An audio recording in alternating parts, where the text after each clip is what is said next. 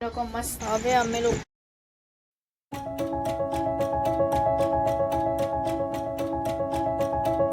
Everyone good morning, જય Shri Krishna, happy Sunday. આજે છે સન્ડે એટલે આજે થોડું અમે લોકો લેટ ઉઠ્યા. અત્યારે ઓલમોસ્ટ વાગવામાં થઈ ગયા છે 10:30. બસ જસ્ટ હું નાઈને ફ્રી થઈ છું. હવે અમે લોકો કરીશું પૂજા. બસ પૂજા એવું કરીને ફ્રી થઈ ગયા છે. બસ હવે ચા નાસ્તો કરીશું, જીગુ ફ્રેશ થઈને આવે એટલે. સો બન્યા રહો. કંઈ નહીં, અમે લોકો ચા નાસ્તો કરીને ફ્રી થઈ ગયા છે. બસ હવે ઘરનું કામ છે એ આપણે પતાવી લઈએ. કચરા પોતું કરવાનું છે, કપડાં મશીનમાં નાખવાના છે. આજે તો કરવાનું છે ફિશનું એક્વેરિયમ ક્લીન, તો એ પણ કરી લઈએ. સો સ્ટે ટ્યુન.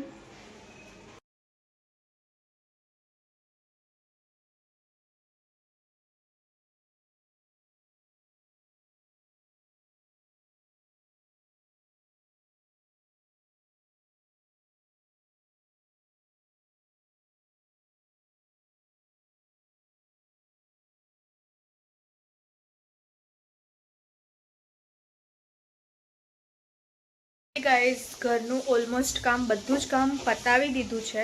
કચરા પોતું, ફિશ એક્વેરિયમ ક્લીન કરવાનું, બાથરૂમ ક્લીન કરવાનું બધું જ પતાવી દીધું છે. અને અત્યારે વાગવામાં થઈ ગયા છે 1 અને હજી સુધી જમવાનું બનાવવાનું બાકી છે. તો ચલો ફટાફટ જમવાનું બનાવી લઈએ, જમી લઈએ અને પછી તમને મળીએ. સો stay tune. So finally guys, અમે લોકો જમી કરીને ફ્રી થઈ ગયા છે અને અત્યારે વાગે છે 3:30. જોઈએ સાંજે, આજે સન્ડે છે તો જોઈએ સાંજે ક્યાં ફરવા જઈએ છે, શું કરીએ છીએ, કંઈ આઈડિયા નથી. તો સો સ્ટે ટ્યુન. ફાઇનલી ગાઈઝ, અમે લોકો જઈ રહ્યા છે બહાર એ ફરવા માટે અને અત્યારના વાગી ગયા છે 9. તો બન્યા રહો. સો સ્ટે ટ્યુન. ગાઈઝ, અમે લોકો અત્યારે જમવા આવ્યા છે માં સુભદ્રામાં અને અમે લોકોએ ઓર્ડર કર્યું છે પનીર હાંડી અને તંદૂરી રોટી. તો ચાલો જોઈએ કેટલી મિનિટમાં આવશે. સો સ્ટે ટ્યુન. હા બોલો.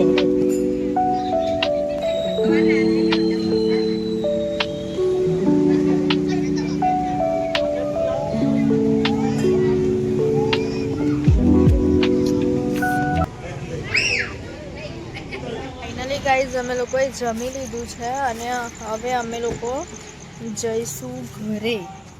અને આજે છે ને થયું એવું કે જમવાનું કહેવાય તો સારું હતું, બટ જે હિસાબથી છે ને અમે લોકો બોમ્બે કરીને કંઈ છે હોટલ, એને ત્યાં ખાવા જઈએ. જે હિસાબનું પનીર હાંડી લાગે એ હિસાબનું અહીંયા માં સુભદ્રા કરીને એક હોટલ છે, ત્યાં એવો ટેસ્ટ આવ્યો નથી. કંઈ નહીં, ચાલો હવે વાગી ગયા છે ઓલમોસ્ટ 10:30 અને હવે આપણે જઈશું ઘરે.